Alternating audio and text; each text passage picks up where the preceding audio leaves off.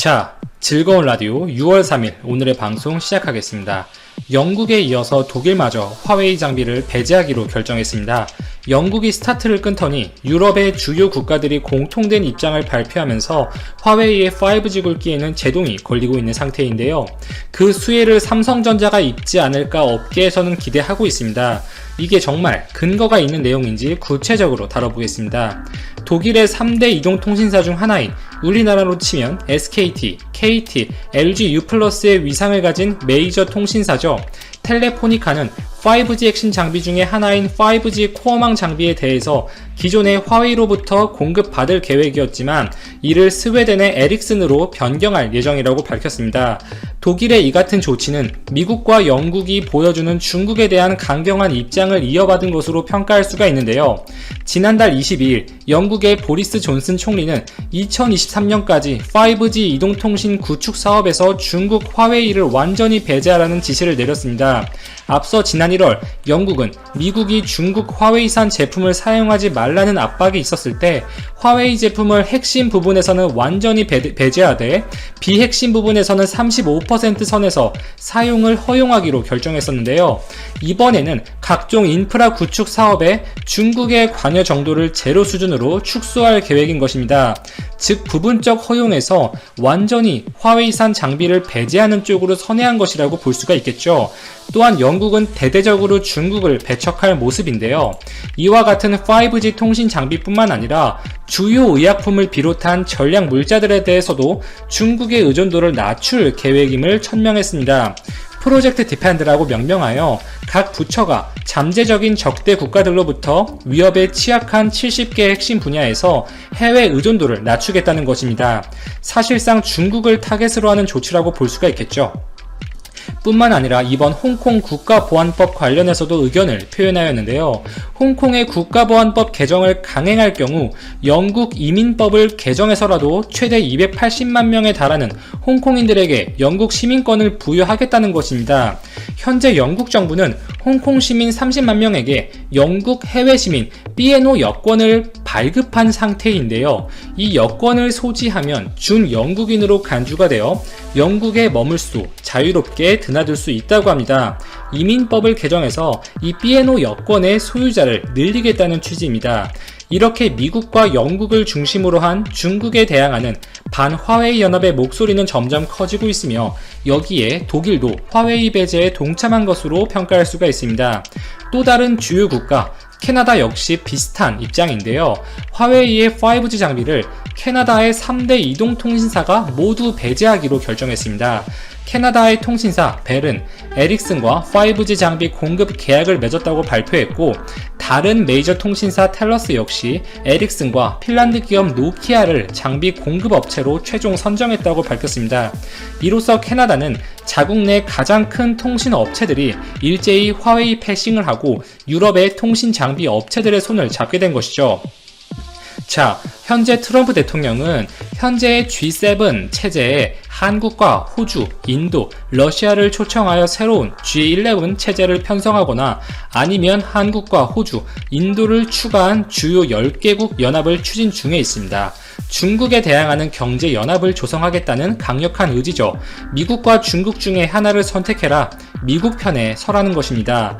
미국이 화웨이에 대해서 규제를 가한 핵심적인 부분도 디램, 낸드 플래시 이러한 메모리 반도체 완제품은 해당 사항이 아닙니다. 미국의 원천 기술이 들어간 5G 장비나 이 통신 장비 등에 포함되는 칩셋을 화웨이 측이 받지 못하게 하는 것이 미국 규제의 핵심입니다. 결국 미국과 손을 잡은 국가들 입장에서는 결코 화웨이 장비를 절대 주축으로 사용할 수가 없겠죠. 영국, 캐나다, 독일 등이 잇따라 화웨이 장비를 배제하겠다고 공식적으로 언급하는 것도 같은 맥락입니다. 이 5G 시장에서 앞으로 가장 뜨거운 핫스팟은 누가 뭐래도 인도라고 볼 수가 있겠죠. 중국 다음으로 가장 큰 내수 시장이 될 것으로 예상을 하고 있습니다. 만약 인도가 미국이 주도하는 새로운 국가연합, 영국 언론에서는 D10, 국내 언론에서는 G11 이렇게 이야기를 하는데 여기에 일원이 되면 인도는 중국 장비들을 배제할 가능성이 아주 높아지게 됩니다. 트럼프 대통령의 이 같은 제안에 인도 역시 나쁘지 않아 하는 반응을 보였어요. 지금 유럽 시장에서야 기존에 사용하고 있던 유럽 기업들 에릭슨과 노키아가 화웨이 대신에 장비를 팔면서 반사 이익을 얻고 있는 상황이지만 인도 시장에서는 그 수혜를 삼성전자가 받을 가능성이 높습니다. 인도뿐만 아니라 이미 일본의 2위 통신사 KDDI가 삼성의 5G 장비를 채택했던 것처럼 미국의 연합에 있는 국가들에게 삼성전자의 5G 장비는 매력적인 요소로 다가올 수밖에 없습니다. 애초에 유럽 시장은 중국의 화웨이, 그게 아니면 기존에 이 LTE망이 구축되어 있었던 유럽 기업들의 장비, 에릭슨, 노키아가 수주에 유리한 상황이었어요. 인도 시장을 적극적으로 공략하고 있는 것은 우리나라의 삼성전자와 중국의 화웨이죠. 작년에 삼성 이재용 부회장이 직접 인도를 방문해서 현지의 주요 인사들을 만난 만큼 인도는 삼성이 공을 들이고 있는 곳입니다. 인도 정부 차원에서도 의지가 확실해요. 업계에서는 인도의 이 연내 5G 상용화 가능성에 높은 무게추를 두고 있습니다. 특히 인도의 일부 4G 주파수 대역이 내년에 만기가 되는데 이에 따라서 올 가을부터 5G 주파수 경매가 이루어지고 있고 본격적인 상용화 준비가 진행될 것으로 보입니다. 인도 내에서 삼성전자의 굳건한 사업 파트너는 인도 통신업체 1위죠. 릴라이언스 지오가 손꼽힙니다. 작년에 릴라이언스 인더스트리의 회장을 삼성전자의 이재용 부회장이 직접 만나서 추후 5G 장비의 도입에 대한 교감을 나누기도 했었고 삼성이 직접 해당 장비를 지원해서 서비스 시연을 보여주는 등의 협력을 다진 바 있습니다. 삼성은 릴라이언스 지오와 이전 4G 네트워크 사업에서 이동통신 설비 공급 업체로 선정된 적이 있는 만큼 5G 장비 역시 삼성전자가 선택받을 가능성이 높다고 볼 수가 있죠. 또한 인도의 국영통신 기업인 마라사차르 니감의 LTE 사업 입찰에 참여하는 등 인도 시장의 문을 적극적으로 두드리고 있는 것이 현재 삼성입니다. 다른 통신사들 역시 삼성 장비를 택할 수 있다는 기대감은 결코 무리가 아니겠죠. 중국 화웨이 역시 인도는 놓칠 수 없는 시장인데요. 인도의 3대 통신사 업체인 보다폰 아이디어, 바티 에어텔 등의 5G 테스트 장비를 공급하며 협력을 유지해 가고 있습니다. 이 5G 장비에서만큼은 높은 기술력을 가진 것으로 평가받고 있고 중국 정부 차원에서도 이렇게 힘을 줘서 밀어주고 있어요. 단순히 기업 대 기업의 문제가 아니라 이 정부 차원에서도 지원이 필요한 부분이 있으면 적극적으로 밀어줘야 하는 상황입니다. 실제로 한국의 과학기술정보통신부는 작년 12월 인도의 국가개혁위원회와 정책협의회를 갖고 이 5G 장비의 서비스 표준화 등의 분야에서 협력을 약속했습니다. 화웨이는 지금 발등에 불이 떨어진 상황이죠. 그동안 스마트폰이나 통신 장비에 들어가는 이 반도체 칩셋의 80% 정도를 그 자회사인 하이실리콘이 설계하고 이 대만의 파운드리 업체 TSMC의 위탁 생산을 맡기고 있는 식으로 공급받아왔습니다. 그러나 이러한 공급 구조를 미국이 제재를 가하면서 깨트렸고 이 TSMC와 거래가 중단될 위기에 놓이면서 화웨이는 신규 조달처 확보가 절실해진 상황이죠. 한국 삼성전자 측에 엑시노스의 납품을 요청했다는 것이 보도가 된 바 있었습니다. 화웨이의 다른 대안으로 지금 유력하게 제시가 되고 있는 것이 대만 업체 미디어텍인데요. 이 디멘시티라는 AP 칩을 만들고 있습니다. 이게 중저가형 스마트폰에 주로 활용되는 칩셋이라서 나름 프리미엄 스마트폰 시장에 애착을 보이는 화웨이 입장에서 얼마만큼의 훌륭한 대안이 될 수 있지는 모르겠습니다만 이 삼성이 엑시노스 등의 AP칩을 화웨이에 공급하기에도 미국의 압박 때문에 쉽지가 않은 상황이죠. 결국 대만 미디어텍이 화웨이의 주요 공급사가 되지 않을까 그렇게 예측이 되고 있지만 사실 대만 미디어텍도 화웨이와 거래하기에는 분명 어려움, 눈치가 보이는 부분도 있겠습니다. 중국, 내수기업도 키우겠죠. 지금 중국 SMIC의 본격적인 자본 투자가 진행이 되고 있어요.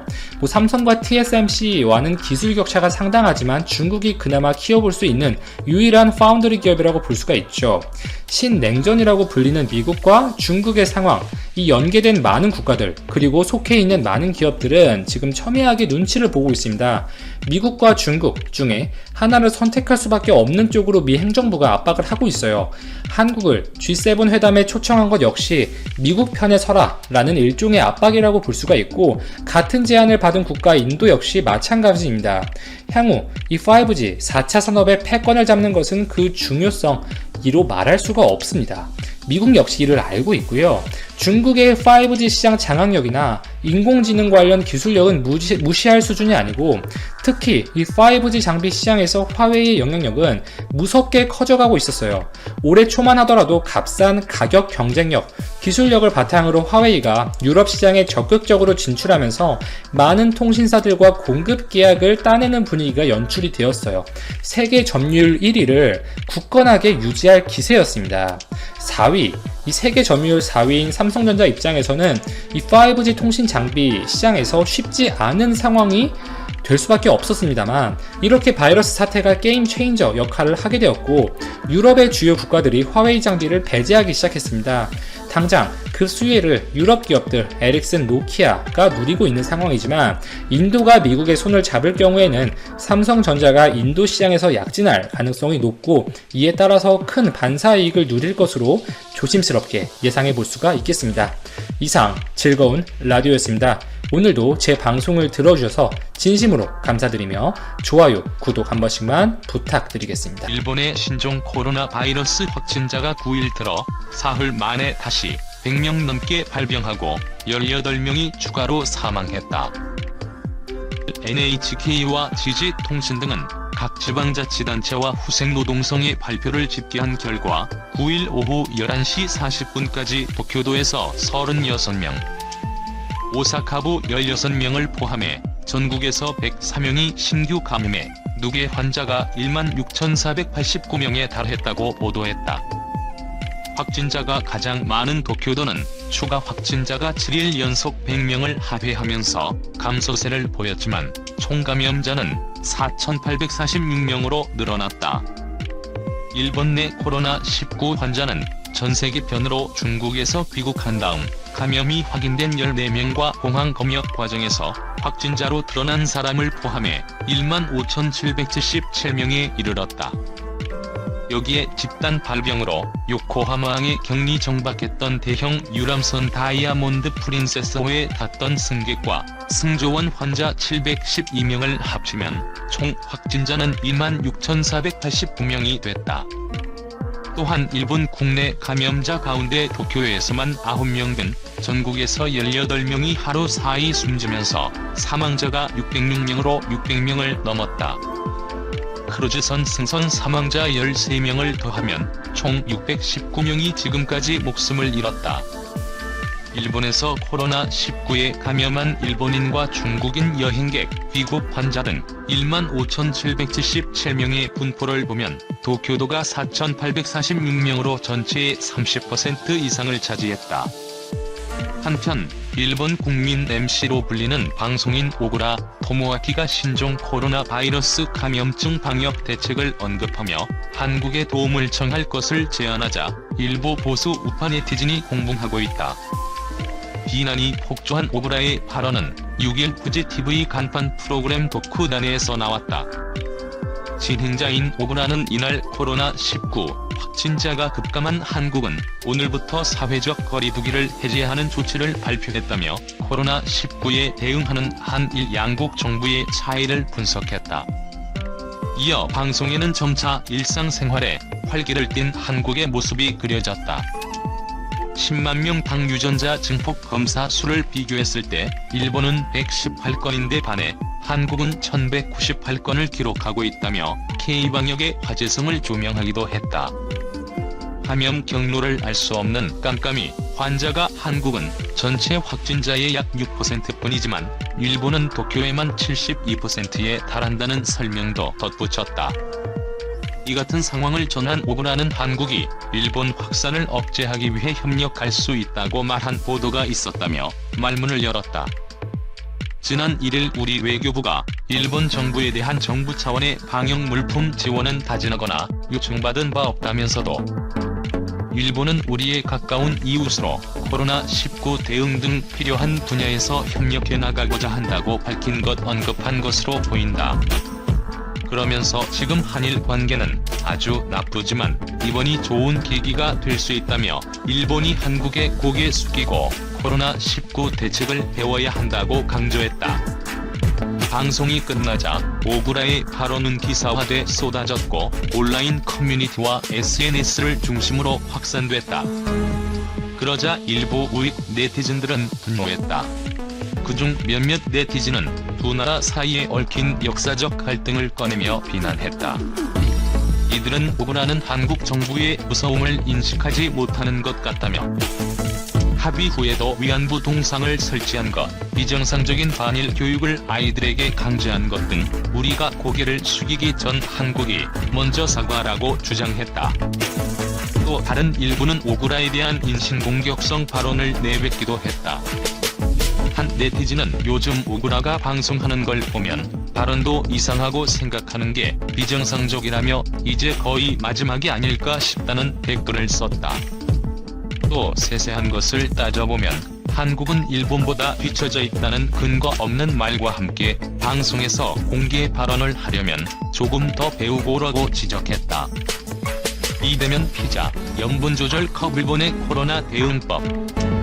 신종 코로나 바이러스 감염증으로 전 세계가 풍기 현상이나 사재기 현상에 시달리고 있다. 일본의 경우 자연재해가 많아 사재기나 풍기 현상은 이미 익숙한 일이다. 하지만 흥미로운 것은 이번 사태에서 일본인의 소비 심리가 이전과는 다른 양상을 나타낸다는 점이다. 파스타 등의 인기 식품이 달라졌고 염분 조절 컵이나 비대면 배달 피자 등도 등장하면서 주목을 끌고 있다. 한국농수산식품유통공사에 따르면 최근 일본에서는 일본 피자헛이 진행하고 있는 비대면 택배 피자가 인기를 끌고 있다. 사전에 결제를 마치면 손님의 재택을 확인하고 현관 앞에 제품을 놓는 형식으로 진행된다.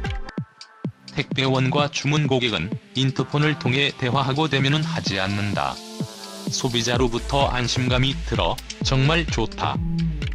외출 차지 지역이라 큰 도움이 된다 등의 평을 받으며 이용객 수는 급속히 증가하고 있다. 도미노 피자제 밴도 이와 같은 서비스를 추진하고 있다. 감염 확대를 신경 쓰는 고객에 대한 배려, 친절함이 소비자의 마음을 사로잡고 있다. 염분 조절 컵도 등장했다. 컵라면 등 즉석면은 이번 코로나19 사태 속에 높은 수요를 보이는 제품이다. 그 중에서도 건강면까지 고려된 염분 조절 컵이 소비자의 큰 호응을 얻고 있다. 즉석면을 제조 판매하는 뮤조식품에서 개발한 염분 조절 컵은 제품에 들어가는 염분의 양은 그대로이다. 하지만 컵라면의 표시선까지 국물을 남기고 버리면 염분 조절이 가능하다. 기존 상품과 염분량을 그대로 유지하지만 소비자가 직접 조절이 가능해 편리하다는 평을 얻고 있다. 파스타의 인기도 눈에 띈다. 지난 2월은 마스크, 화장지 등 생활 관련을 중심으로 수요가 높았으나 3월부터 학교가 휴교되면서 비축형 제품, 즉석면, 파스타, 쌀, 햇반, 수프 등의 움직임이 활발해졌다. 동북지역 6개 현에서 전개하고 있는 유통업체 코프동북의 경우 파스타는 공급이 수요를 따라가지 못했음에도 3월, 지난해 같은 기간보다 4배의 매출을 올렸다.